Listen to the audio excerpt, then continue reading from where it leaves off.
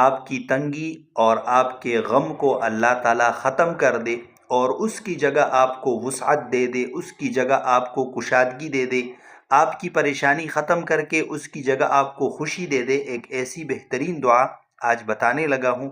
آپ صلی اللہ علیہ وسلم کا فرمان ہے، یہ حدیث السلسلۃ الصحیحہ میں موجود ہے، کہ جو شخص اس دعا کو پڑھے گا اللہ تعالیٰ اس کے غم اور ہم کو ختم کر دے گا اور اس کی جگہ اس کو خوشی عطا فرما دے گا۔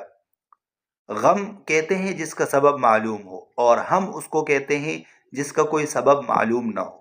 تو چاہے آدمی کسی وجہ سے پریشان ہو یا بلا وجہ پریشان ہو، اللہ تعالیٰ اس کی پریشانی کو ختم کر کے اس کی جگہ اس کو خوشی عطا فرما دے گا۔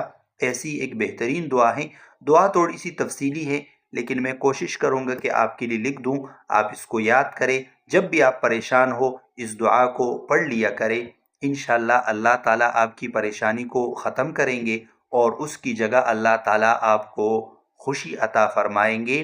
دعا کے الفاظ یہ ہے: اللہم انی عبدک ابن عبدک ابن امتک ناصیتی بیدک ماض فی حکمک عدل فی قضاؤک اسألک بکل اسم هو لک سمیت به نفسک او انزلته فی کتابک او علمته احدا من خلقک او استأثرت به فی علم الغیب عندک ان تجعل القرآن ربیع قلبی ونور صدری وجلاء حزنی وذهاب ہمی۔